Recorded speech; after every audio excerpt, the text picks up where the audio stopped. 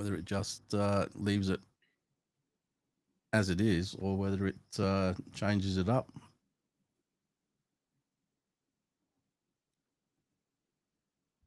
Are you there? Yes, I am. I'm All just right. I've been, trying to get some stuff ready over here. let me just do a refresh to make sure we are live. I think I It just does saw say, a notification. yep. Oh, wow. Oh, there we go. Let's go live chat. Let's see. Oh, hang on. I'm not. Why am I doing that there? Because I need to drag you over there and I need to bring in the live chat on here.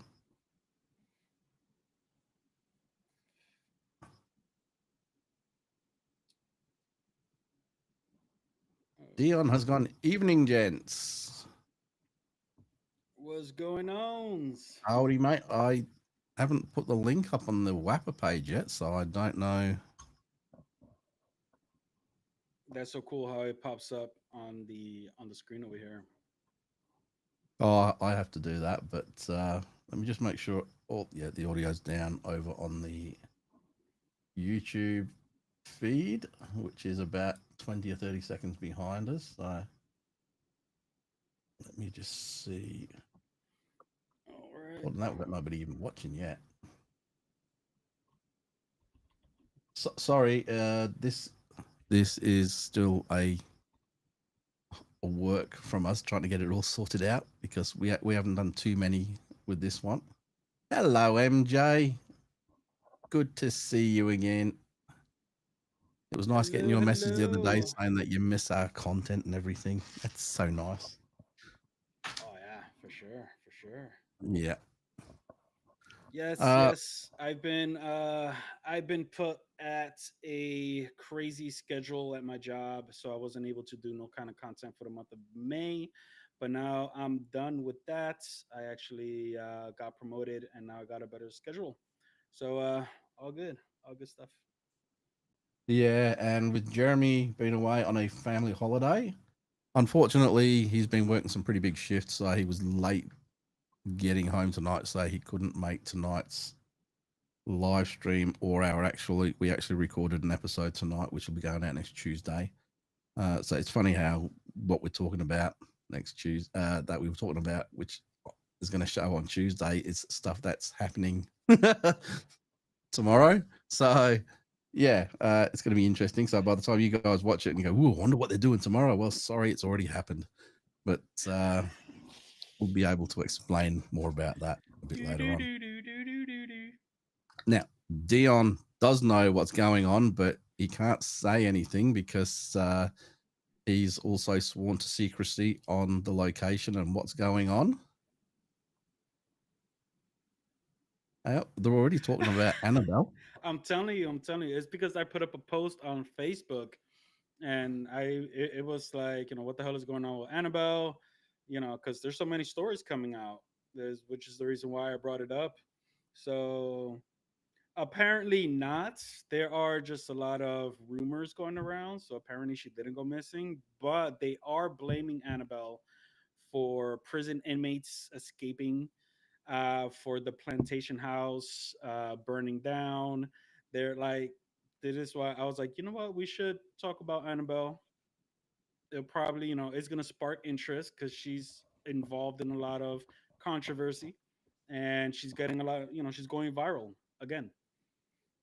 We can talk a little bit about that tonight, I guess, but I wanted to talk about a couple of other things as well while we were live. But Oh you no, know, if man, everybody's already started you the on this, then boss. let's go with it.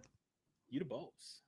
We talk what you Yeah, want to talk about. no, no, we want people. We want to know how many people are watching and what they're interested in watching because we want to change up the way we do things a little bit, and we really want to start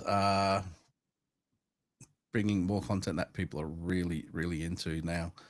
One of the things that I did put up over the last couple of weeks while we were having a little bit of a break is that I've started up a new channel called On the Fringe. Now, the difference between On the Fringe and the Shadow Files is that On the Fringe is not a podcast. That one is going to be more video type stuff, but also we will be doing a few interviews and bits and pieces like that. But that's going to be my little pet project thing to the side of this. But I want them all feeding off each other, and there'll be some things that are going to cross shows and things like that. Like when Fernando goes live on location, whatever, and he puts a video together, they'll go up. Well, if he wants to put them up on there, they'll go up, so we can For sure. show different investigations that we're up to on both sides of the big pond, and yeah, and get right into it. Yeah, for sure. I mean, you already know. Aside from all the other places that I've actually gone to,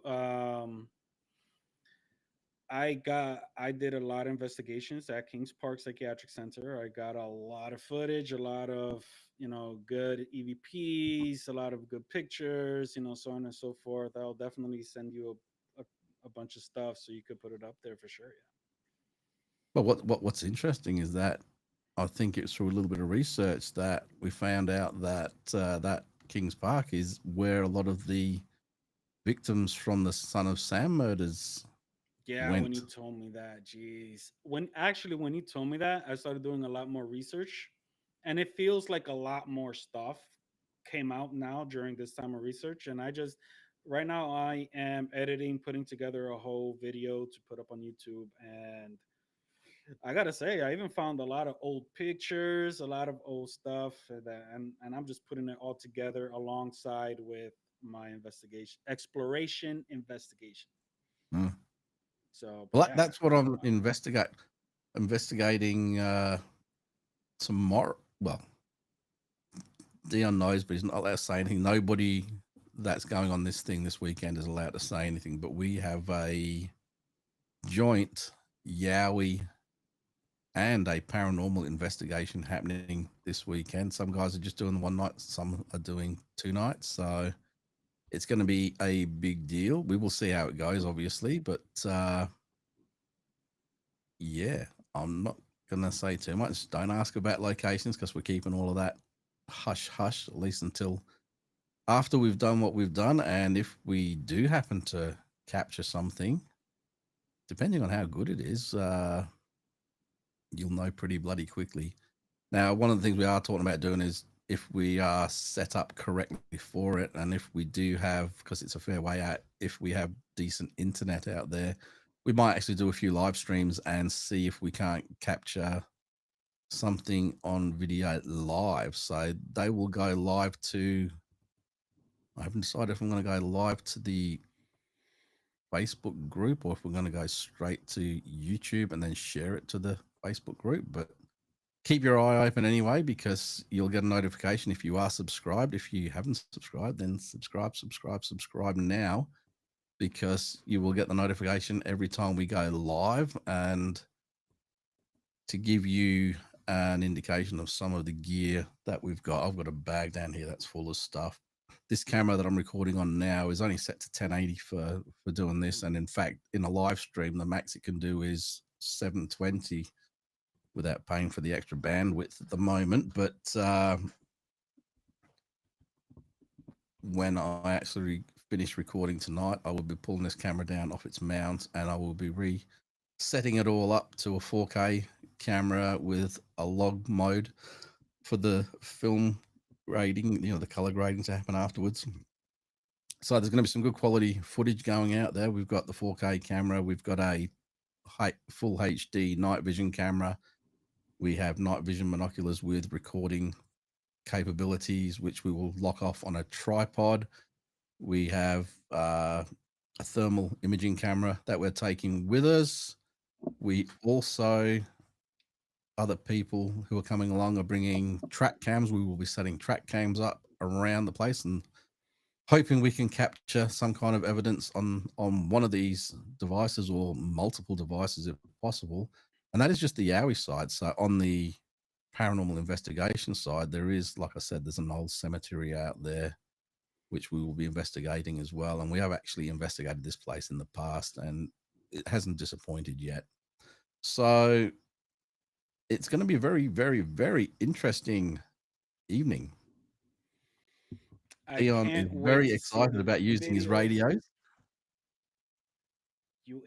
Oh man, I There's am. one of mine now. I haven't fully. This is the only thing that hasn't been charged. I've got another one down there which has been charged. This is the last thing to get charged, and then, like I said, everything's going in the bag, and then we're heading out tomorrow to set up our campsite. Man, I'm actually a little jealous because, I would love to be out there with you guys, but at the same time, I'm actually glad because I've never gone out camping, and I've just seen so many movies. I've just seen, and then the way you describe this area, and then having a cemetery off, the location where you guys are gonna be at, it's just too much like the Blair Witch. I'm like, you know what? I'm good. I'm good. When you guys want to roast marshmallows by the trees, by the fire, then I'll do that. We forgot to get marshmallows. We'll have to do a trip to the shop in the morning, And that's why. Hey, hey, and some little skewers. there you go. So, There you go. Yep, yep.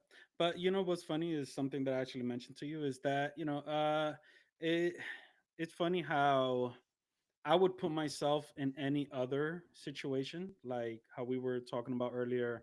I would love to go to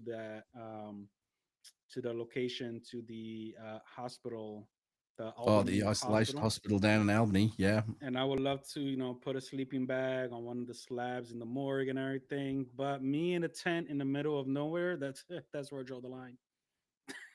Oh, well, we know what we're doing when Fernando gets over. Then we're going out into the middle of nowhere, and we're going to draw a line. So, hang on, I, let me just get there. We go. that's perfectly fine. All I'm gonna say is that move out the way, Lynn. I'm gonna sleep right next to Gary. That's not dodgy at all, is it? I'm gonna be like one of those little kids trying to get in between the parents. Jeez. Oh my god, that's funny. But Yeah, MJ, if you look on the screen, you'll see Fernando's link to his channel. oh man. But yeah, yeah, you guys. I hope you guys have a great time.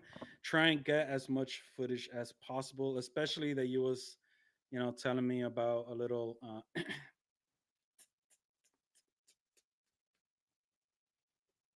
Serious?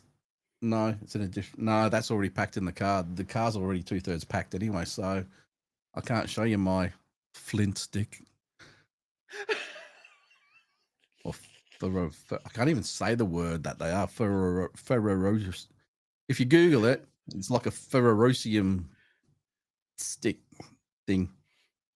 So it's all right. We're taking a lighter as well. If it gets too cold while I'm trying, I mean, I'll be warm because I'm trying to get a fire going all night. But I'm doing this, and Lynn's just going to come in like that.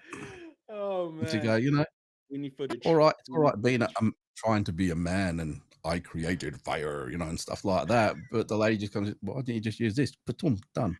Oh man. I didn't say we were smart. I just said that I just saw myself over there doing that. It looks ridiculous. I mean, good thing you actually had your hand up here, because if it was just if it was just an inch Yeah. lower, that yeah, that would have been Yes. yeah.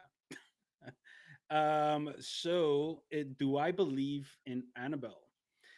I do believe that there are objects that could get possessed, especially for some reason, humanoid figures, dolls and all this. I do believe that they could get possessed.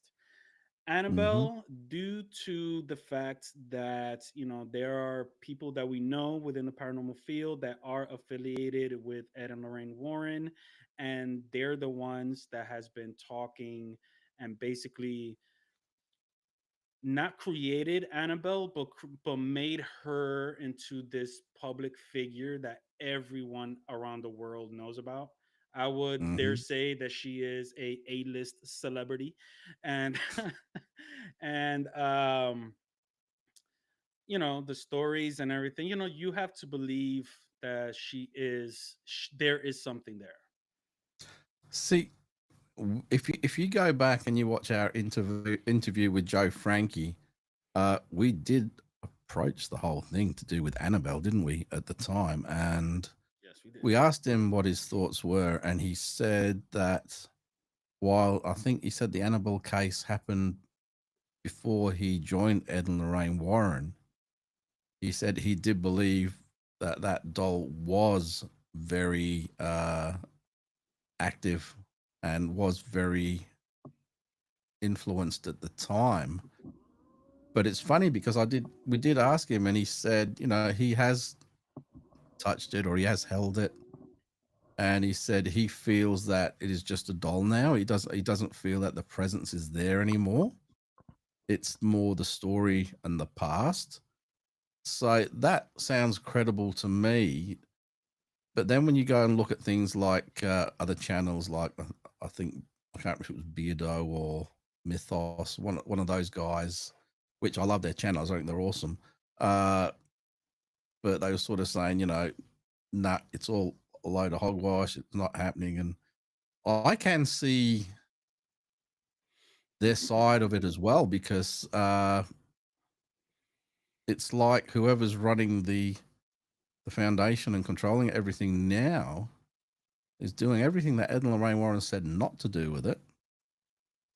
And they do bring up some very valid points. I'm just trying to bring a balanced kind of narration to this whole thing, because we've spoken with somebody who is personally connected to Ed and Lorraine Warren, so we know from that side of things. But we do want to obviously talk about the other side of things as well. And I do get that if a Raggedy Ann doll has been put into a completely different container to go on tour, that is definitely a marketing, money making. It's not because people want to go and visit Annabelle. It's just a Raggedy Ann doll, Mm, mm, mm, mm. And they said, yeah, they created another little thing up that's like it, but I can't remember who it was. But apparently, on the panel behind where she is, if you look on the back of that panel, there are a whole load of prayers and things like that written into the wood Yep. to try and calm Contain whatever her. was going on there down. But it's like all things, if that did do its job and it was stuck in there for so long, they can move on and go other places. You know what I mean? Yeah. They're not going to stay there if there's no fun and if they can't do what they were wanting to do.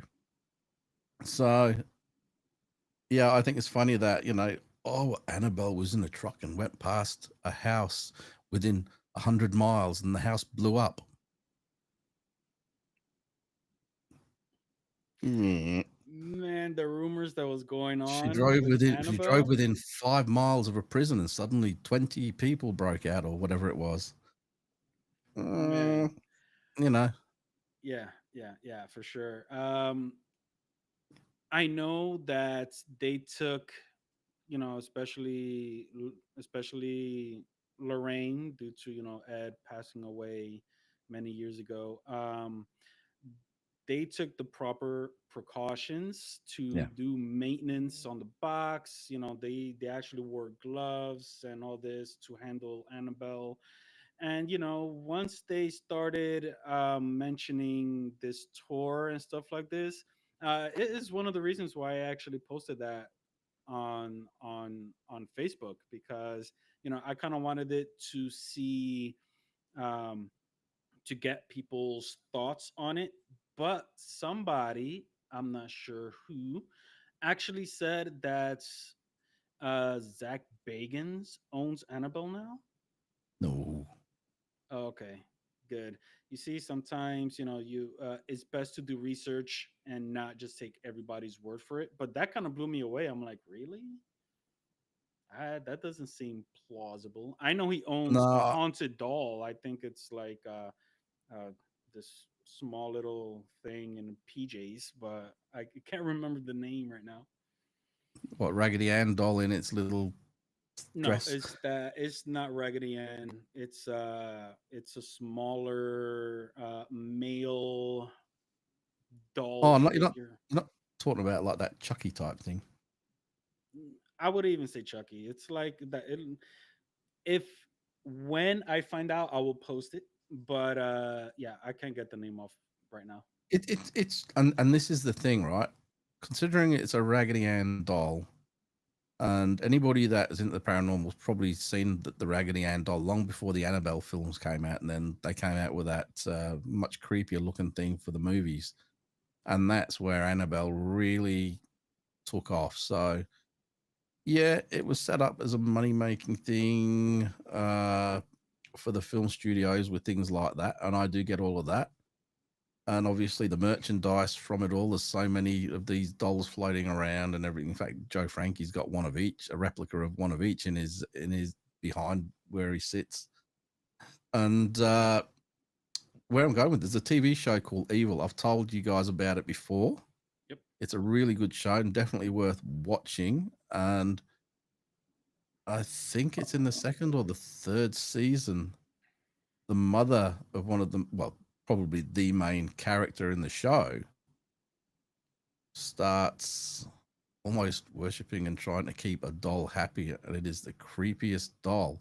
But then what you find is this doll has brothers and sisters as well at different locations. And it's almost like they're sharing a conscience between them and they're consciousness between them. And they're all aiming to get certain things done from different families and things. And it's quite interesting because that was very, very Annabelle esque in the way it was put across. And it's created its own little subgenre of horror films and stuff. Mm. All right, Uh, there's some creepy shit going on out the front right now. what are you seeing? There is a car pulled up with all lights flashing. All right, it's a little bit less creepy now. It's an Indian man pulling out some Uber bags. All right, we're good. We're good. You guys are Very weird. safe. It's just food delivery. I don't know how big it is, but he's still in there trying to pull whatever it is out. Oh man, it is Robert the doll. Thank you, MJ. It is Robert the doll. Whoa, Uh, that is not. Sorry, I'm being nosy. He's taking something to my neighbours.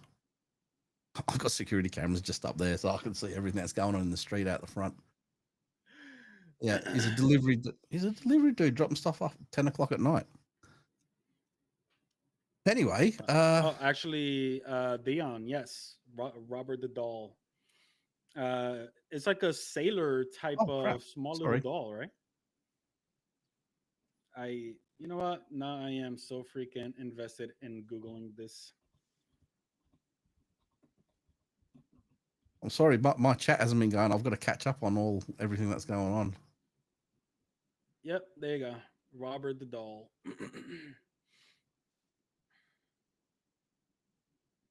Wow, I'm reading some of these comments from bloody Dion and everything. Oh, yeah, great. uh, but the Hey, what's doll is going on out here? Oh, here there you in go. Key West. Robert the doll is in Key West. All right, let's go. I'm not sure if it's Robert the doll right now because he's located here in Key West, and the doll that Zach has is in his haunted museum in Las Vegas. I do think I remember that, but I don't know as much about that one because, well, quite frankly, if Zach Bagans is involved, I tend to go just going, yeah, move on to something else.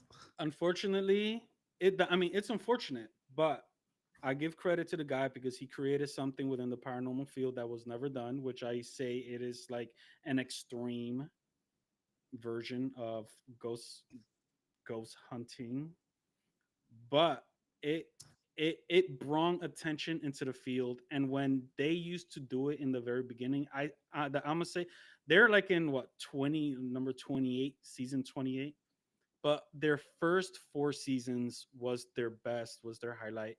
After that, Season it just season 5 is where I stopped watching it, and I think I sort of intermittently watched certain episodes up to about season 7, and I just couldn't do it after that.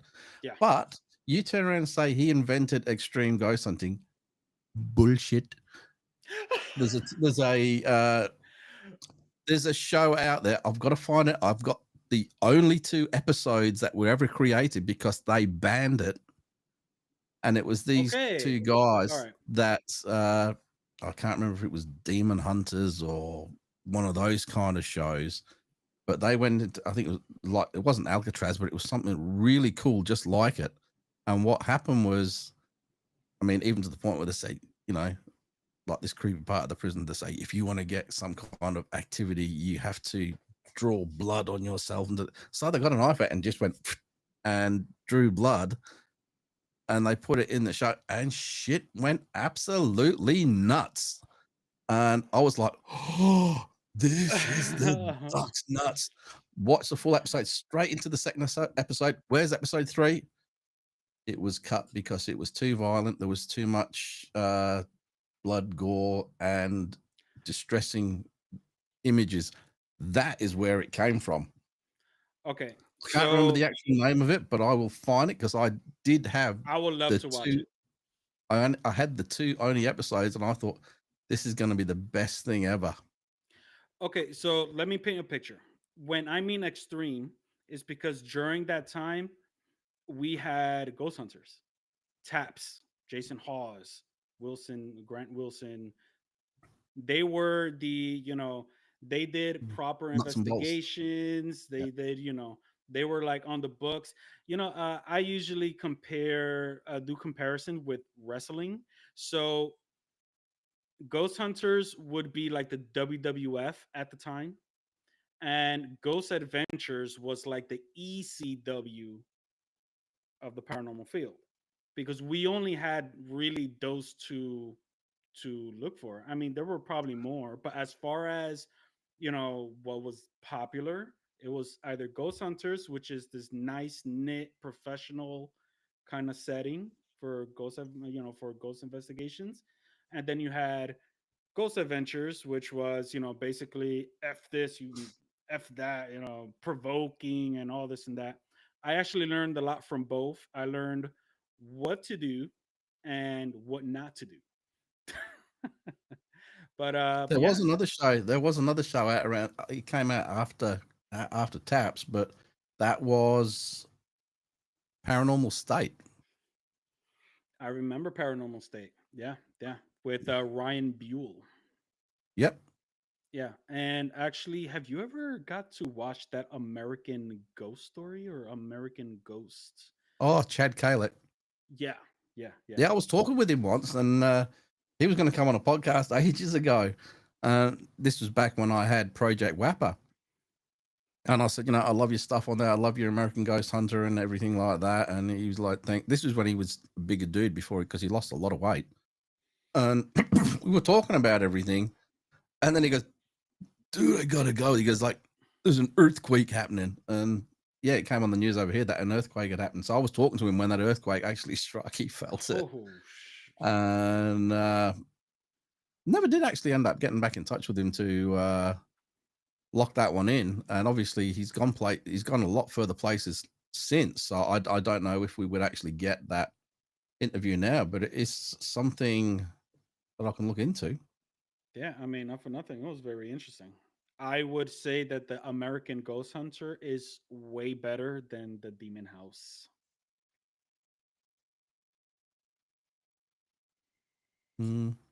Have you watched the Demon House? I can't remember that one. It's the Zach Bacon's. No. Okay. I won't watch shit with him. There was one that came on the other day, like on one of our streaming services. They've got Ghost Hunters. Ghost Adventures, whatever bloody season it is now, 122 or whatever. And then there's a new one of his shows off to the side. And I go, all right, let's see if he's fixed his shit with this. I can't even remember what that one is called, because I watched it and it was like, nah. No, I'm sorry. The start of it is like, I'm Zach Bagans. I saw a ghost. And it was like, My God, this is like all the fucking steroids have worn off or something stupid like that. And he's like, blah, blah, blah. No. It was, Listen. and he was all puffy, and he's got his fucking super big glasses on, which are way more weird than my green glasses. And his eyes are like this. I'm Zach Bagans. I can't watch this.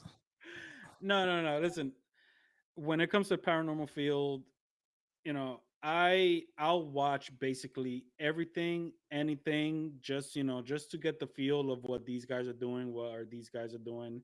So, I watch basically everything.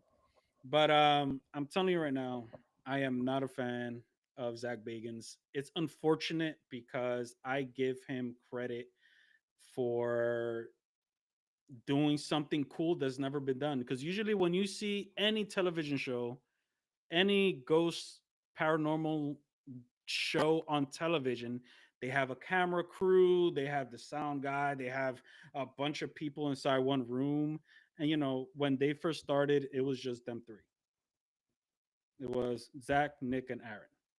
That was Yeah. never done before, which is one of the reasons why, I really enjoyed it until they just started doing too much. Yeah. I mean, like I said, I didn't mind them at the start. I didn't mind them at the start because it was a bit, a bit more exciting than when you go it. Because obviously, I'd been doing ghost investigations long before these TV shows started coming out, and I saw Ghost Hunters, and I go, yeah, that's about where it's at. And actually, GHI, it was very similar, except that they had some super cool locations to investigate. Oh, excuse me, I burped. They had some super cool investigations to places to investigate and stuff like that. Whereas Ghost Hunters was a lot of residentials, and there was a lot of obviously significant places, historical places in and around, and famous murder houses and stuff like that. Mhm. So I enjoyed them both. They were completely different, but what I found was, because I was already investigating before I actually saw Ghost Hunters, and Ghost Hunters were investigating in a very similar manner. I mean, because they were on TV, they had a lot more gear than what we had, but it was the same kind of pace. It was the same kind of investigation, the same kind of everything. Whereas Ghost Adventures, they were on the move. Everything was happening stand up, so he could do his stupid "I've been possessed" and stuff like that. Then the English one, Most Haunted, came out, and that was I mean, Oh all right, man. I'm going to say something here, right? There was a show that I think Beardo, and again, or was it Mythos? One of those guys. And again, I love both these guys and I love their channels. I think they're awesome. They did a thing, turn around and saying how what's the name? What's the name? Fielding. I can't remember what her name is anyway. The lead lady from Most Haunted was saying that Derek Okora was a fake. He's not a fake. I know that because I've met the guy himself. Now, when he came over here, we got a location. I got a location set up for him. Not even Anthony, who was he was with me from the start, and not even he knew about it. So I'd arranged this all by myself. It took a lot to get it going, and when Derek was coming over, it was him and his wife, Gwen. And what I said was, we will meet you guys down on the Swan River at a place called the Lucky Shag. We'll do a little bit of feed. We said, we ran a bit of a competition on the WAPR page back then, and we selected winners from that, and they got to have a meet and greet, get their photo with Derek and everything like that, and they absolutely loved it. Wow. They moved on from there, and then we walked to the location, so nobody knew where they were going. Least of all Derek. He knew absolutely nothing, and he said, "This is brilliant." He said, "This is how I like it." So I can tell you now, not one person knew on his team where he was going. So he couldn't do any investigation work or anything like that. And what I did was didn't even go to the front. We went to the back, Took him in through the back end. That sounds so wrong. Took him in through the back entrance. But hang on a sec, just catching up on that. And he met the security people at the back, and there was a couple of sisters that were working security at this particular building, and then the head of security. So he had all the keys, and these were absolutely fans of his because they were from Liverpool as well. So they got to meet him, and yeah, it was cute to see because they were totally besotted, and Anyway, we went in through the back entrance into this building, and there's nothing identifiable as to what the building is at all. He's already touching around the outside of it and just picking up vibes from the bricks and stuff. And he started talking about it being a school and everything. And I said, well, I can tell you one thing right now. I said, this is not well, I didn't say it, but I was going, this is not a school. I've called him out because I'd seen him on TV. I'd seen him getting possessed and everything. And I go, he is an absolute showman and a charlatan. That is what I thought. But it was a chance for us to meet face to face. I wanted to catch him out. This is me, right? I wanted to catch him out. So I was able to organize this very historic building, which I will mention in a little bit. But yeah, so it got boom. We had a historian, a Perth historian there who knew all of the history on this building as well. I didn't even talk to her. I just arranged for it to be there. And when he said it being about a school, she started nodding and everything. And she goes, yes, it was. And I go, who? No. And then she told everybody in the group, because there was a small group following him around, the history of the place. And 150 years ago, whatever it was, this building was a school. Wow. I went, what the absolute? Yeah, anyway. If I put this back to, I could then go, what an absolute. There you go. So anyway, what we did was we went in through the back door after this bit where he said it was a school, and there was like a few lockers and stuff like that there. And we went through into a corridor at the back of the building. This was a big long corridor that ran pretty much down the whole length of the building, and it was very fancy, super high ceilings, archways everywhere, massive portraits all the way down the wall. And he said, do you mind if I just go for a walk down and then back by himself? So we all stood there while he did this walk and everything. And he got probably not even halfway down. And he stopped at this one. He started rubbing his leg, and then he started limping. So we don't know if he got a cramp or something like that was happening. And he came back and he was sort of limping away. And he looked at the picture on the wall when he started limping, and it just had a name and it had a little bit of a write up on who it was. And he started walking all the way back with his limp. I go, what's going on? He goes, I don't know. He goes, it's something I'm picking up from that painting. And he came back with a limp. Well, the historian again turned around and said, that was such and such, such and such. He was the Chief Justice of Western Australia between 18 such and such and 18 or 19 such and such. And there was an accident and he damaged his leg and he walked with a limp ever since. Jeez. So when we got there, we had a look. He's just sat in a chair doing his prim proper thing. No cane, nothing in the picture that would say anything to do with the leg. We read the whole thing from top to bottom. Nowhere in there did it say anything about an accident or about walking with a limp. He got that from nowhere. All right. So that's now twice that he's caught me out, or I've tried to catch him out and I haven't been able to do it, whichever way you want to look at it, because he was right and I was wrong, and I'm the one that set this whole thing up. Anyway, if you didn't already work it out, the building that we were in is the Supreme Court of Western Australia. It is still active now every day. The biggest murders, all of the cases. Remember we talked about, what's his name?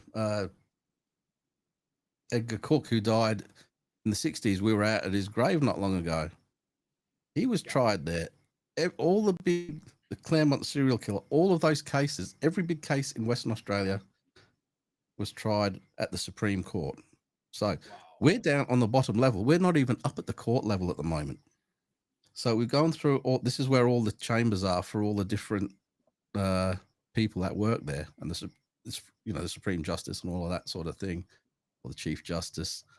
Anyway, we went through there, and then we walked into the section where all of the cells are, where the people go before they are walked up into the dock. Now, we got to walk into the cell, and it's not a place you want to be. Big perspex windows, no bars, big, this thick perspex windows, so you can't break them. And everything is curved in there. There's no, even the toilet, there's no seat on the toilet. You just sit on the toilet in full view of everybody, and there's no privacy or anything. And then what happens is where the door in is, it's got this latch that comes down. They put the hands through, put the handcuffs on them and all of that sort of stuff. And then what happens is they get taken out around the back of the cell, up these stairs. So we all got walked up these stairs, and then you walk straight up into the dock. The actual stairs go into the dock, and then they sit down literally at the top of these stairs where everybody in the courthouse can see you. And I don't think I haven't got the photo here, but we actually did a big group photo with Derek Acorah with him sat in the Chief Justice's chair in the courtrooms, and we're all sat around there in the courtroom 2, which is the oldest courtroom in Western Australia. And he's in the big man's chair, and we've got a big group photo of us all with him. If I find it, I'll scan it and I'll put a photo up. And anyway, sure. That'll be cool to put it on Facebook. Yeah. Anyway, what happened was from there, we went through all of the rest of the building, the different courtrooms and everything. And he was picking things up from these different courtrooms and everything. And it was so interesting, some of the stuff that he was actually picking up on. And then the reason why I picked this location, which I hadn't told anybody about, the only person that knew about it was the security chief who I spoke with before arranging all of this. Now, to get this arranged, I had to speak to the Lord Mayor of Perth City, then get the permission of the Chief Justice of Western Australia to do this. And both of them actually said yes. I've got a reference from the Lord Mayor of Perth at the time saying how professional we were. And she fully recommends us for access to any building, whether it be state-owned or whatever. Wow. In fact, I still communicate with her now because she's long out of the public eye now. She has a lot of family health issues happening that she's looking after, and she's a lovely person. She wasn't treated the best in public life, but she worked her ass off for that, being Lord Mayor, and she did a fantastic job. Anyway, the reason why this was the place that I selected to get access to, and then went through the months of trying to get access, which ultimately worked out, was because there's a place underneath the Supreme Court called the Catacombs. Now, this is where all of the old cells used to be. All of those old cells now are where all the old court documents back from the 1800s and everything are stored. One day, it was probably 3 or 4 months before we started this process, they had a trade team of painters in there to fully paint, because it all was a lot of mold down there, so they had to do the mold kill, and then they had to repaint the whole lot. So the mold had been looked after, they were repainting the whole lot. And in the middle of the day, they had a security issue because all of these painters came running out of the catacombs. There was a team of about 3 or 4 of them. Said, we're out. What? I said, some convicts came at us from there, and they described what they were wearing, and this was like what the convicts were wearing 200 years ago, not what they wear now. and they were so scared that they had to get the security team to go in and pack up all of their gear and bring it out because they were not going back down there. Jeez. Anyway, we took Eric. Eric, I'm thinking of Eric Cook again. We took Derek down there and with Gwen, and he went into one cell, and I start to see this possession start to happen, and you could physically see him change and get weak, and he started to get aggro and this, that, and the other. And I thought, I kind of was chuckling in the back of my head because I was a bit mixed at this point, because I was chuckling in the back of my head because I've seen this on Most Haunted, and it's kind of amusing to me to see somebody doing that, but I don't understand how he does his thing. And he'd already blown me away by being 100% accurate on stuff that he'd already caught me out on, even though I'd actually set this whole thing up. So I knew he was the real deal at that point. So I just sort of let it happen. And then Gwen was actually starting to get really upset at what was happening. This is his wife. So she said, look, we have to shut him down and everything. So she has a way of reaching him to get him to sort of shut down his process. And you could see he had physically, it looked like he'd done a workout. Now, again, it does come across as very showman-like, it does look like a show. And I did feel that. And I know how that can come across as fake. And I'm very similar, like, I don't know, but because everything else that had happened, and he'd proved me, well, he blew me away by the fact that he got stuff right, which I didn't even know about. And I'm the one that set the whole bloody thing up because I had a lot of facts there. But he reached back further than I actually went and picked stuff up just by touching walls and doing this connection. So I have 100% faith that he was the real deal. Yeah, I don't know how much he sort of animated it to make it look good on TV. That I can't talk about that, but yeah, he was really good. Anyway, at that, his wife said, "Look, I think he's done for the night now." We'd already spent probably 4 or 5 hours with him, so it was a good amount of time that we were down in there. And we all went back to the courtroom and sort of gathered their things while they arranged for a taxi, because they didn't know where they were getting picked up from, because they didn't know where the place was until we walked across there. So they arranged for a taxi to come through, and we got a few photos and everything while we were waiting for the taxi to turn up.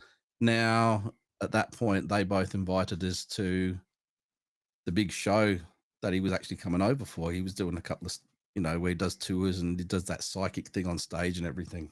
Mm-hmm. So we got free tickets to go and see him because he enjoyed it so much. And he actually even talked about what we did on the show. And what I did was that big group photo. We got a number of them printed out because each of us wanted a copy of it. So he signed our name and everything on there.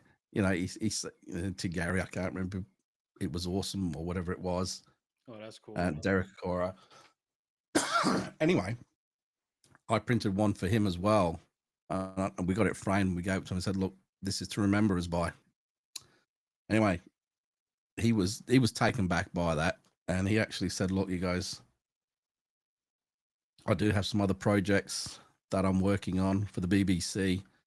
And he said, there are a couple of locations down here in Australia that they are talking about. And he asked if we wanted to be interested in doing that with him if the show comes off. And we were like, yeah, definitely. It didn't come off, unfortunately. And then I got an email from Gwen Okora, his wife, and she said that photo has got pride of place on the wall in their dining room. They've got like a whole load of photos of things he's done. And she took a photo and showed it. And I mean, there's some big names in some of these other photos. And then there's a photo of us in the courtroom, right there where they ate their dinner every day. And that's so cool. It's so nice to know that it was such a good experience for them as a couple that they actually put our photo up on their wall. You know, usually when you're fanboys of TV shows and things like that, you're the well, it depends on the kind of TV show, I guess, but you know, you're the ones that are going, I'd like to get a photo with them, and then I can put it up or put it on your computer, whatever you want to do. But no, they put it up on their wall, so it was a really nice feeling. And anyway, it wasn't long after that we got the news that unfortunately Derek Okora had passed away. And you know, I sent a condolence message to Gwen, and she said, you know, they kind of expected it, which I don't know. I don't know whether that meant he saw it coming or if there was some sort of a health issue. Excuse me. But yeah, she said that photo was staying there. She goes, because that was such a good trip and we had such fond memories of you guys that's going to stay there. So that was it. I didn't want to keep bugging Gwen because obviously she wants to get out of the limelight now. Derek was the one in the limelight, not her. So yeah, it's funny how people can shit on certain personalities in the paranormal when they've passed away because they're not there to answer for themselves. So that one, it wasn't really. Can't remember it was Myth. I think it was Mythos. It wasn't really him. I mean, I didn't watch the whole video, so I don't know where it went, but it wasn't really him. It was just they'd found this bit where Yvette Feeling was going, yeah, he's a faker and stuff like that. She's the one that's the fake at her and Carl, who got Carl, you know. If you ever watched that, man, the guys in that show scream louder than the bloody women do.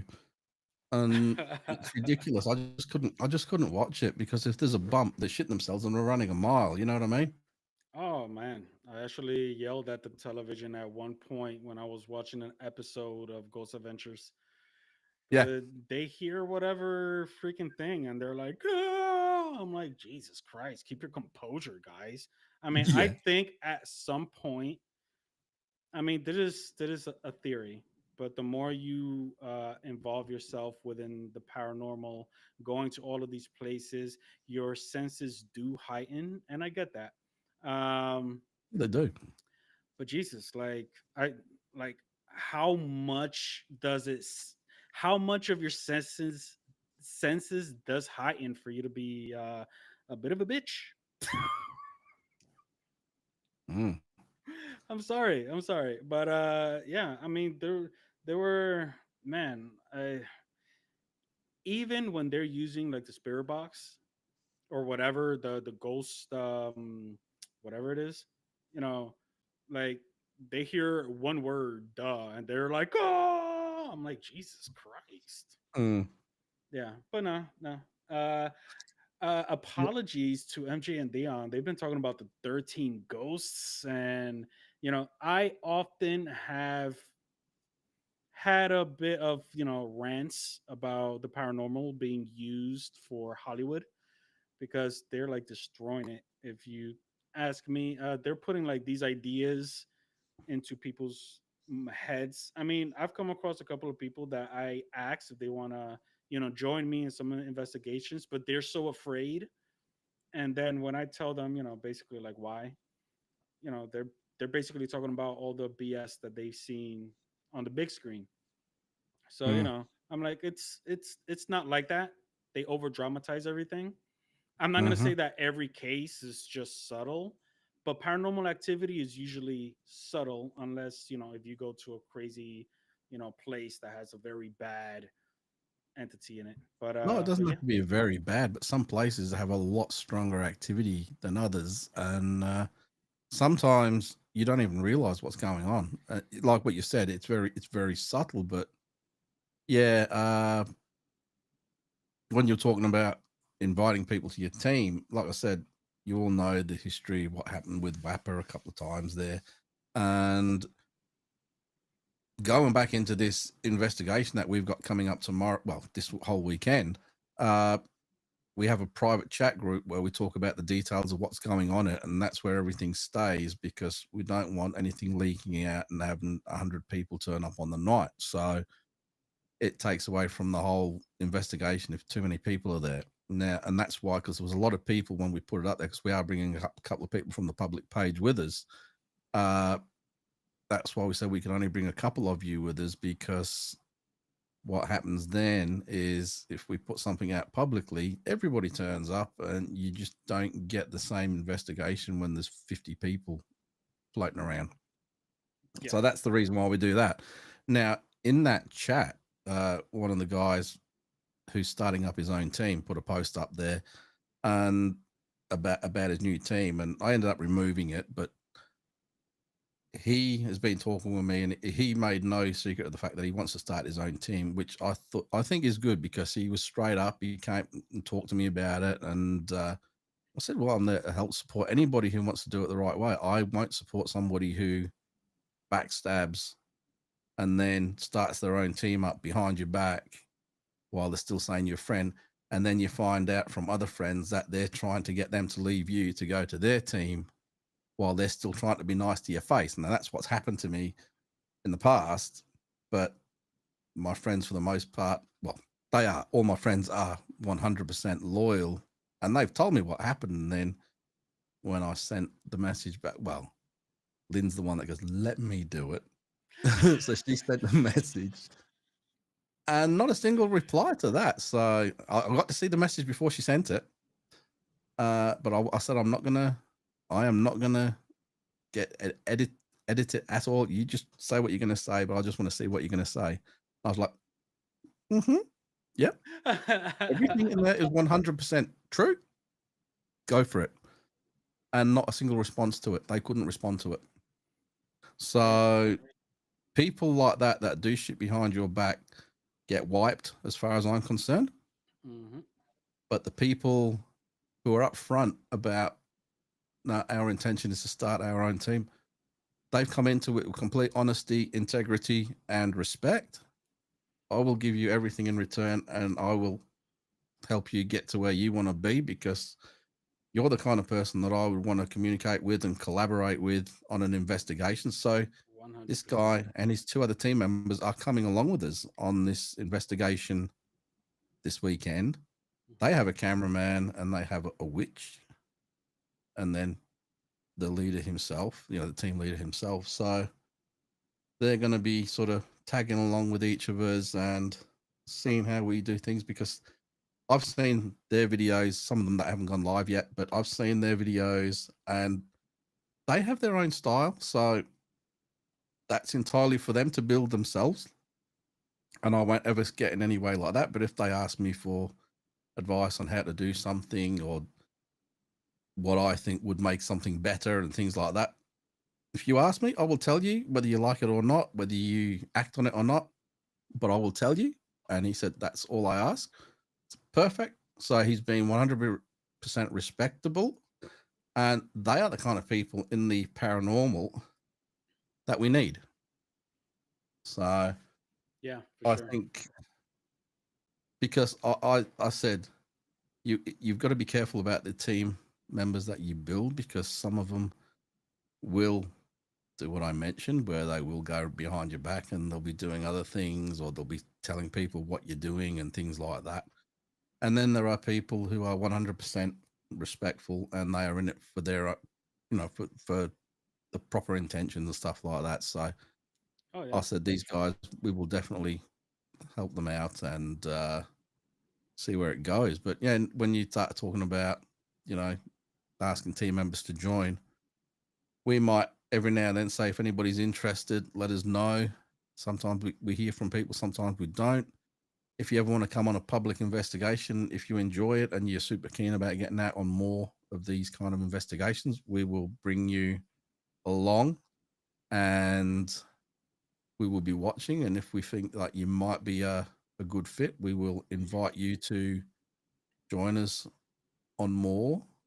And then if you're keen at becoming a member of the core team, then we will look at bringing you in on a probationary period where you have to do a minimum of, I'm not going to say up front what it is, but it's a reasonable amount of time before you become a full team member.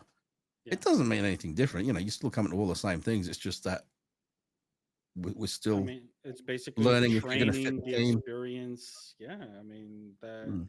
for sure. I mean, you already know I've been involved in so many difficult situations because you do get to meet a lot of people within the field, and at hindsight,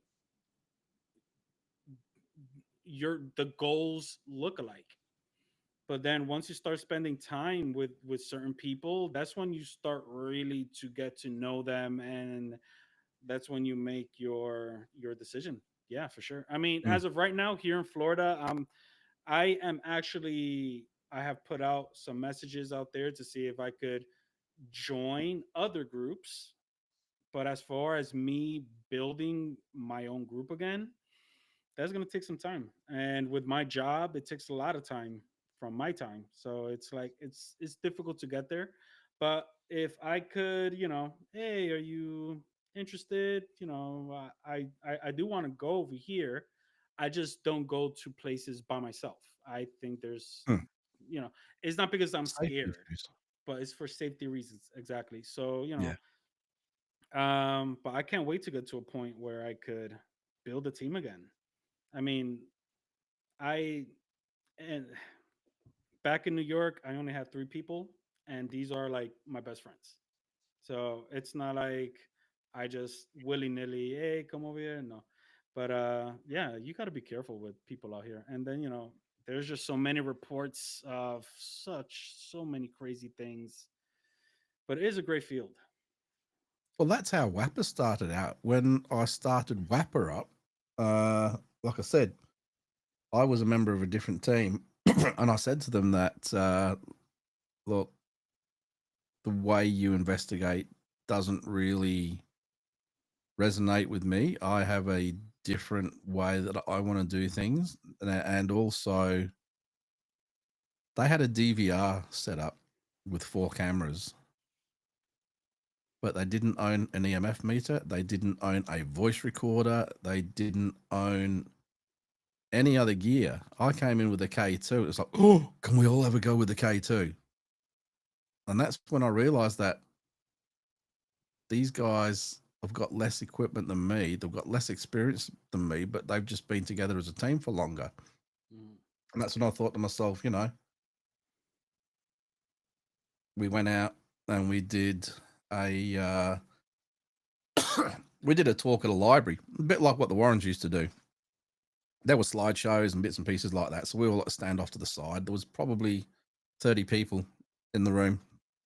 And we went through some of the cases that we dealt with and whatever. I was obviously in that team. I was one of the junior members, but because I was the last one on, even though I had more experience than all of them put together, I knew my place. I wasn't stepping out of line. Now, what happened was at the end of the night, it was a meet and greet. Everybody got to come up and talk to us. They had a couple of little cakes and coffees and stuff like that. And this guy in the loudest American style jacket, it was like a Corvette jacket or some shit like that, comes up and starts talking to me. And we seem to get on like a house on fire. And I said, well, look, these guys don't take people out with them. They don't do public investigations. They're 100% private. To me, anybody that goes to the WAPA page, they have a look at the read at the start, and it explains what I wanted to get out of creating this page, and that was to take people on public investigations. Sorry, I'm still suffering from this throat thing. You're good. Anyway, take people out on investigations and expose them to paranormally active areas and locations in a safe manner with the right group of people where you're not going to be ridiculed, you're not going to be made to feel stupid, and where you can share the same thing and chat. And that's what I wanted to create, as well as doing private investigations and helping families out. And that's where it started. And I said, look, well, what I did was I said, look, well, I'm going to investigate the old Pioneer Cemetery down in Rockingham next weekend. I'm heading down there. And he goes, can I come? I said, yeah, you can.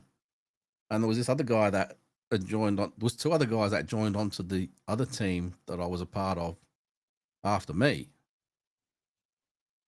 And one of them goes, well, can I come as well? I was like, yeah, not a problem. So we went down and we did our investigation down there, and we got so much activity on that one investigation that was just the three of us. Obviously, one was just a public member at the library, but there was two of us from the previous team. They were all blown away by the activity. I mean, even I was impressed by what was going on down there. And I said to him, I said, look, I've told the guys that I'm pulling away from the team and I'm going to start my own one up. And the guys' names were Matt, Michael, and Anthony. And I said, the one in the big loud jacket was Anthony. He ended up buying himself, I think it's a 68 Camaro.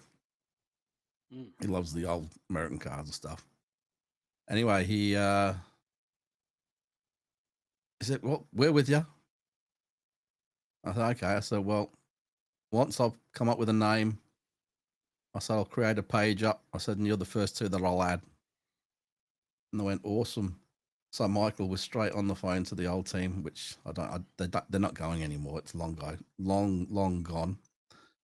So they, well, he quit, and then he joined with me, and then Anthony joined with me. So it was just the three of us to start off with, and then a few other people.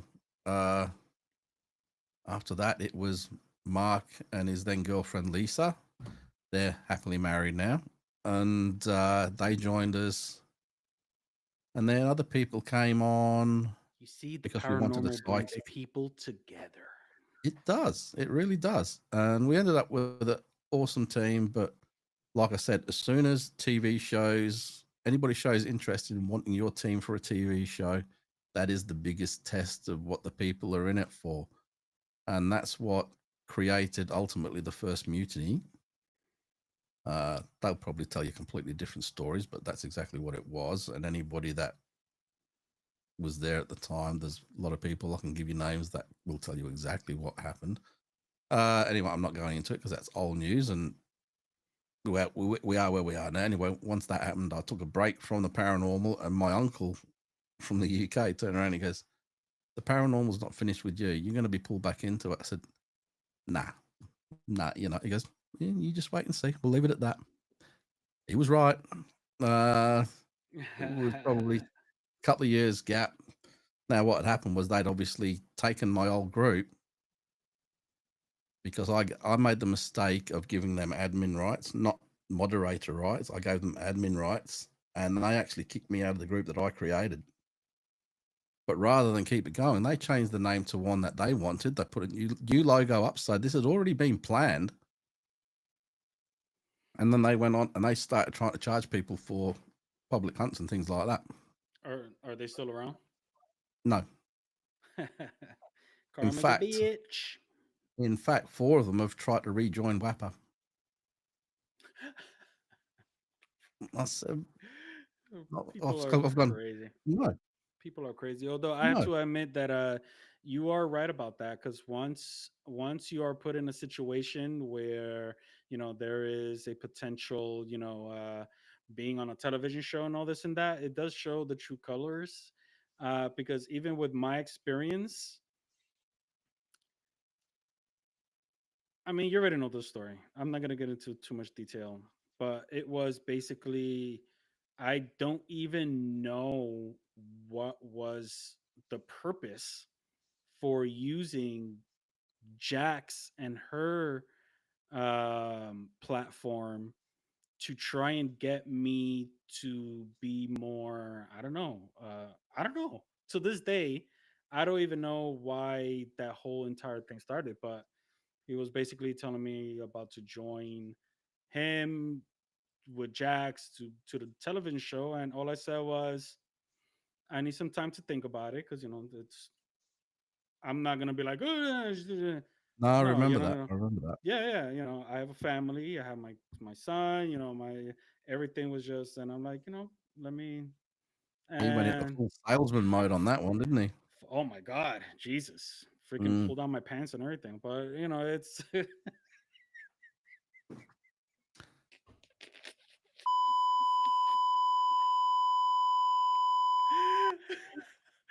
but yeah, yeah, I definitely get, you'll see everybody's true colors Mm. if there's a money sign to it. Yep. Yep.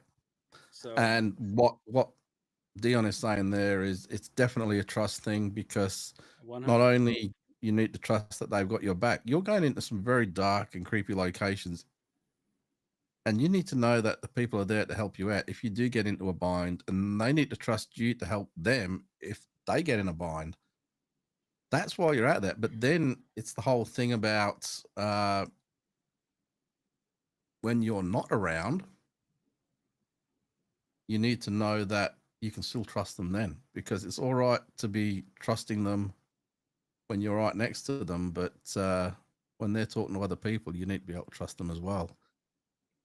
And we do have a great bunch on the team at the moment, so Yeah, yeah. I am blessed with that because I can rely on them, and ask them to do something or set up somewhere. They might want to investigate and do something else. But look, can you do this for a little bit first? And they do, you know. And that, yeah, I can't ask for a better team than the team I've got at the moment. I just think they're absolutely brilliant. I think we do need to have a decent psychic on the team. We did have a fantastic psychic back in the early days, but that was pre-mutiny, and they went with the other lot. Okay. And since then, we did have one. Actually, she was originally a phone call case that I was asked to help out because she was suicidal, and the mother called me saying that she needs help because people will not help her, and she thinks she's going crazy because she's seeing things, and she was at the last straw. She thought she was going to lose a daughter. So I said, oh shit, I got to help out here, do what I can. And I'm not a psychologist or anything like that. So there was no way I was looking at any of that kind of thing. But went over and had a word with her and checked the house out, checked out her room, and there were higher levels of EMF in her room. So we had to work out that the EMF in there was too high, creating a little bit of a fear cage in there. It brings all of your anxieties up and stuff like that, which didn't help. But I was also able to work out that she was psychic, but she had no training and she didn't understand it. And she was picking all of these things up, not knowing where they were coming from. And then, of course, with the heightened EMF in the room, it was taking up 2 or 3 levels higher than anywhere, and she didn't know how to cope with it. So I was able to point her in the right direction to get her into in contact with a psychic who was able to help her start to train and to shut down and things like that. And she was great. She was only young, inexperienced with a lot of stuff, but she was only young. And I got a message from my mum turning around saying that you saved her life, and I'm forever indebted to you. And next thing I know, I get a whole load of paranormal gear roll up at my door. My mum wanted to say thank you, so she bought a whole load of these different devices from one of these ghost hunting sites, and it was all sent to me. Wow. And that was a thank you from her, And uh, her name, the daughter's name was Lucy, and there are photos on the WAFA page where she's been out with us and what have you, and I got told that she looked at me as like, because she didn't have a dad. Well, her dad wasn't on the scene anyway. And she looked at me as like a surrogate dad and everything. And I thought, that's a nice, she's now gone from what was a suicidal what I was told was a suicidal teenager to now she's happily married and she's got a couple of kids and she's got her own business that she's running and she is living a very successful life, and still hear from her every now and then, and don't hear much from my mum anymore. But she came on when I rebooted WAPA as the psychic, and then she found out she was pregnant and she didn't really want to be subjecting the little one to those kind of environments. So it's not a problem, but she still stayed in touch. And then we did have another psychic join the team who I've got to be careful what I say about my thoughts about this person, because one of the main instigators of the second mutiny, and also, in my opinion, about this psychic is my little toenail. So, and I'm talking about the little toenail that's been cut off and it's in the bin. So We got it. when you bring people in, you do need to be very careful about vetting them. And especially when you're looking at a team psychic, you need to make sure they're the real deal. Now, I said the first one, she was the real deal. Lucy was definitely the real deal, but she was still learning her craft. The third one, no. She would say what she thought everybody wanted to hear, and she would say one thing to one person and then say something else to another person. I'm one of these people that'll sit in the background and I'll hear what she has to say, and then she'll say something else to the next person. I'll start to go, no, I'm going to see where she goes with this, see if she sets herself straight. She goes off a completely different tangent. This person here got one story, that person there got a completely different story. If you're being a psychic, you're telling them what you're picking up. You're not leading the direction this way, or you're not leading the sway that way. That is wrong and not right for the team. Mm-hmm. So I did the right thing, that when she first left, I gave her another option. She came back for a little bit, but I think that was only to work on a couple of other team members. And then she left a second time, and I said, you won't be getting another invite back. And she said no. And then another couple of people left pretty much within a day of each other after that. And then I saw a new team started up, which had each of their initials as the name. And then when you had a look at the first three people that joined the team, it was them three. They created their own team up. Wow. And then they're the ones that started trying to, actually, one of them could be possibly watching right now. It usually says hello. Hey, Gary, why do you have trust issues? I don't know. This is exactly it. And like I said, he's the person that Lynn sent that message to, which he couldn't respond to. So yeah, anyway, I get you. Yeah. So that's where I'm going at with this is, if you are starting your own team up, you have to be 100% certain on the people. And there's never a 100% guarantee, situations do change and things like that, but don't look at the specific skill set of the person. You have to look at the personality, and if you're doing, they're a trustworthy person, because skills can be taught, skills can be learned, but integrity is there right from the start, or it's not. And if it's not, then don't waste your time. No, for sure. But it's just how you said, it's not about how they'll investigate, because they could be newbies and they're willing to learn. It's Thank you, Dion. who they are as a person. Can you trust them to have you back? Yeah, for sure, 100%. Even the best people that you can 100% trust, you're going to have days when you don't agree on something, and you might even log heads a little bit, and you might say things that upset them and stuff like that. But anybody that's in my team will 100% tell you, I've probably given words to each and every one of them, but once I've given the words, I just drop it and it's business as usual, because what's the point in lingering on those words? Otherwise, you're going to drive people away, and that's not what it's all about. Mhm. If there's an issue there, I will address it. You know how I feel. It's up to you whether you're going to act on it or if you're going to keep doing the same thing. Now, if you act on it, all good. But if you're going to keep doing the same thing, knowing that it's pissing me off, then there are going to be issues one way or the other. So Mhm.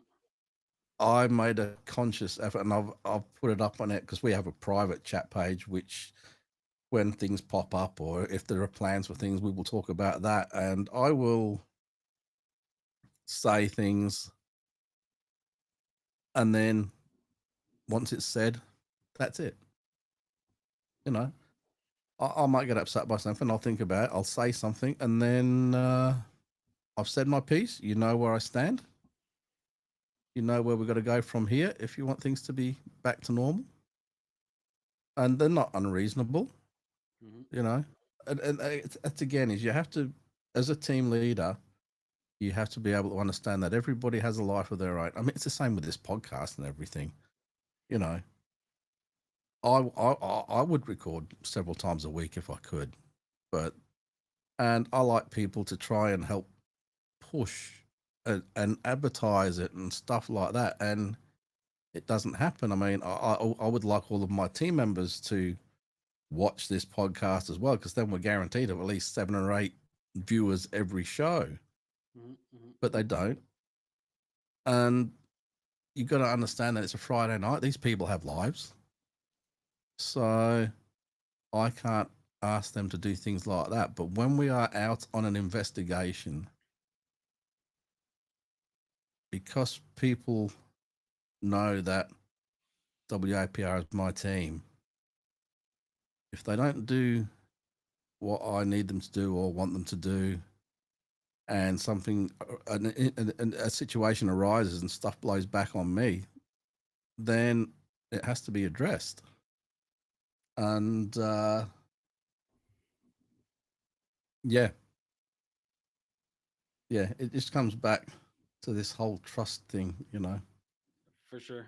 I'm just laughing over here because Dion was like, "I'm watching."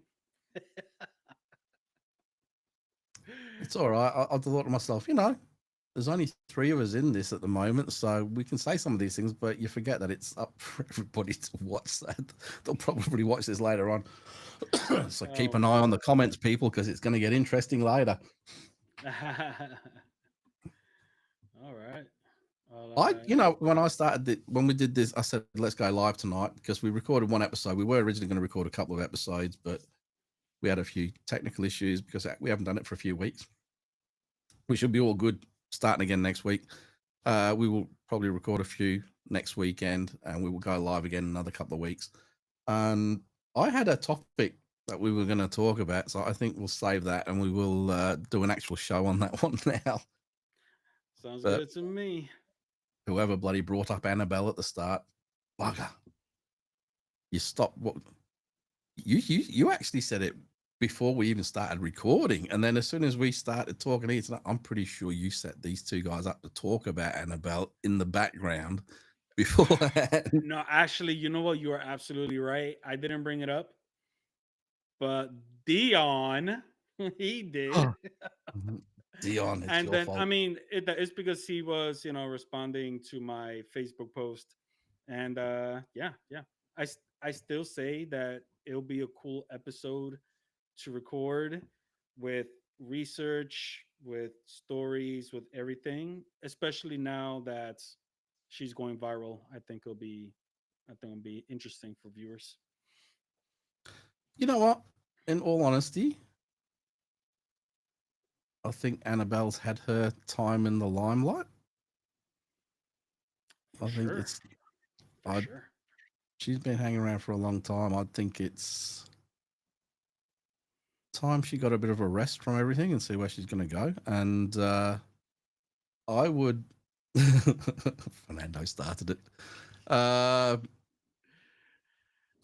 yeah, now you've thrown me off my bloody train of thought because I've got all these different chat windows popping up everywhere. But yeah,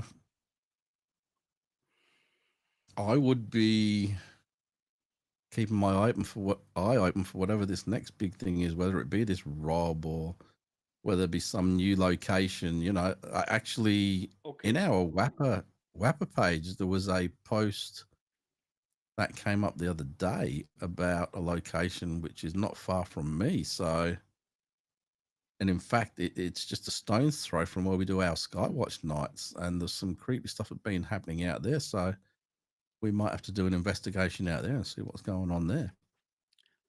For sure, but hear me out, right? Fine. We don't have to concentrate on Annabelle for an episode, but how about we do top 5 haunted dolls and their stories? If you want to, hey, look, if you want to do that, that is fine. But you do your research and you get it all lined up, and I'll let you do all the talking on that one. No, but we need the green glasses guy to say certain things too. I'll say my piece, but you guys can Oh man. take an episode from time to time as well. Hey Dion, you down?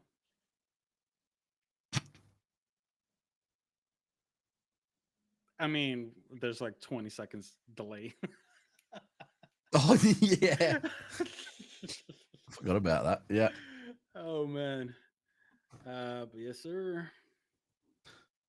but no, we've got a little bit going on over the next few weeks. Like I said, I want to see how this whole thing goes tomorrow and the next day over the weekend, and I've got a video that I will be putting together for that. I'm hoping that the other team's cameraman has some footage that can be shared as well. And what I'm looking at doing is getting their team leader, into the studio, which I was telling you about earlier. He's a very tall dude. He's about 6'6", 6'7", or something like that. And give him the small seat, so he shrinks. I might just give him a little stool or something to sit on. So our heads are about the same height for the video, and we'll have a bit of a chat about what it's like starting a group up from scratch, because I think the first thing you need to do is find some people in your area, whether it be some kind of a community group that are into the paranormal or whatever. Before to find your new team members, you have to actually find the people that are interested in it. Oh yeah. Get to know them, let them get to know you, and just be upfront about it, saying, "Look, I had a team in New York. I've settled over here now, and I'm looking at creating a new team and looking for anybody who's keen, who's experienced, and who wants to get out there." For sure. For sure. I can't wait to be at a more stable position to do so. But I'm already like that almost like a crack fiend. I'm like, I need to get out there. Well, we're going to be it's going to be I need interesting tomorrow. spirits. I need 'Cause spirits. we've got a massive cold front coming through. It was supposed to be pretty much raining all weekend, but it sort of changed a little bit. 5 o'clock this morning, it was belting down, but it cleared away to a pretty good day. A couple of showers here and there. Now tomorrow there's supposed to be a few showers, so long as they stay away while we're setting the tent up, so the inside of the tent's nice and dry, we're good. And then we'll get everything all in position and all set up ready, and then we'll go and find somewhere to have a bite to eat, and then we're going to head up and just put the drone up, get some footage up there, and then the rest of the team will get going after that, and we'll try and do a few live feeds across throughout the night. Hey. There's a lot of people in it. Hang on, we're all reading this one. I've got so many bits and pieces in the way. Yeah, no, it is true. That is a good point, and that is a lot of people are interested, but they're more, let's watch it and watch other people do the investigation. They don't want to do it themselves. For sure. And that's another thing that you have to look at when you're looking for people is, do you want people that are in it for the genuine interest of it all, or are there other people that are just going out there for the thrill of getting the absolute shit scared out of them? Yeah. Which is why I would rather join a team for now, because I have serious trust issues. I just don't trust people. So for me to build my own team again here in Florida, I just really need to get to know them, and it's gonna take time for me to get there. So I would rather for now just join instead Hmm? of building until I could find the right people for It's just sure. a pity we didn't have a WAPR set up over there. You could have joined them. Oh, that is an idea that you might want to have. Yeah, I know, but we need somebody to start it, and that's what you just said you don't want to do. So, not initially, anyway. I'll definitely keep it in mind. I'll definitely keep it in mind. But yeah, I mean, hey, I just if it's wanna. something that you if that is something that you do want to do, you can have WAPR Florida chapter or Yeah. whatever you want to call it. Oh, that'd be dope. Yeah, yeah. So definitely, I just feel that I'm already. It's been like 9 months that I've been here, 9, and I haven't really done nothing. So it's yeah, You need to get out there, man. You need to get out and yeah. Man, but my schedule kills me. But you know what? dip your I'll in the paranormal soup. I'm definitely gonna start dipping my toes very very soon. I said dip your in the soup. Gary. Squats. Whoop, whoop. Oh man. Nah. The only way to do it is to get out there. And I've said this to a lot of people. It's like when you talk to people about doing a YouTube video and stuff like that. It's like, I got the camera, yeah, and then you say hi 500 times because the hi the first time is the, my God, I look like I'm trying to fly doing that. I just saw myself going, Oh my god. yeah. It's like people, you know what it's like. The first time you record a video and everything, it's like, hi. Oh, shit, that wasn't quite right. Hi. No, that's not quite right. Hello. And, and you find your groove, and then everything is jerky and weirdy and stuff like that. And then eventually you realize that you're talking to people and it just starts to become a lot more natural. And then before you 100%. know it, you've recorded 2 hours and, an hour and 32 minutes and 10 seconds. And that's on top of the other hour that we recorded with the video, or just short of an hour there. So we've done Oh. a few hours tonight. Yeah, yeah. It's been good. Can't Better wait let for you next go week. in a minute. So can't wait for next week so we can hit up a bunch of topics and build the library.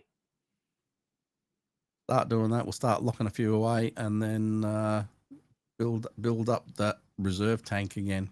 So anyway, I think we are just about out of time, because I know Dion's going to have to go to sleepy by soon, because he's got a big night tomorrow ahead of himself, and we've got a lot of, he's actually got a bit of a drive as well, and yeah, we're going to get some interest. So keep your eye on the channel tomorrow night, because there will be some live streams. We may even go live on TikTok. I don't know. We will do a few different things and see what happens. But there'll only be a few, because other than that, we are going to be locking in to do some really good quality footage. Now, like I said, once we've gone here, I have to disassemble the camera, change all the settings in it, and then pack it away ready for recording. And for those of you that haven't seen it,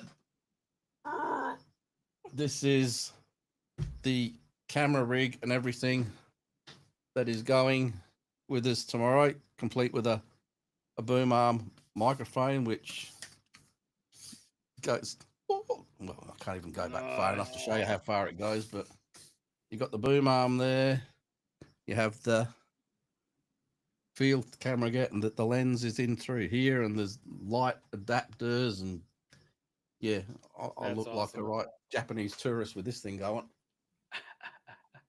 So I've got to disassemble all of that, get it all set up. I've got to get all the programming in the camera switched over to different focus setups and things like that. I've got to set up all my tripods. So I'm taking that mini tripod. I'm taking 2 other tripods. I've got, like I said, I think I said at the start, I've got thermal imaging camera. I've got the 4K camera. I've got full HD night vision. We've got action cameras. We've got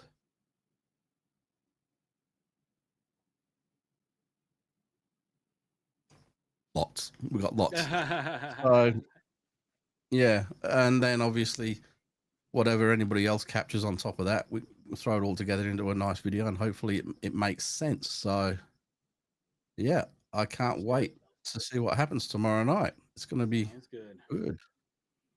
But All right. yeah, I think it's time because we've got a lot to get on with. And thank you for tuning in. I mean, we had, I think it was about 6 or 7 people at one point. We're down to 3 people. So to you 3 people, we love you guys and thank you for sticking with us. And MJ's been quiet, so I'm not sure if she's if she's working or whatever, but she's gonna have MJ, reach out, send me a message sometime so I can find out who you actually are. I probably already know and I've forgotten, but please let me know because we'll have to get you out with us. I'm assuming she hasn't already been out with us yet, but once I know who she is, we'll be able to work all of that out. All right. But anyway, take it easy, guys, and thank you for joining us. And we will be back to recorded shows again next week, and then we will be live again in a couple of weeks. So take it easy, everybody, and thank you for joining us. See ya. Have a good one.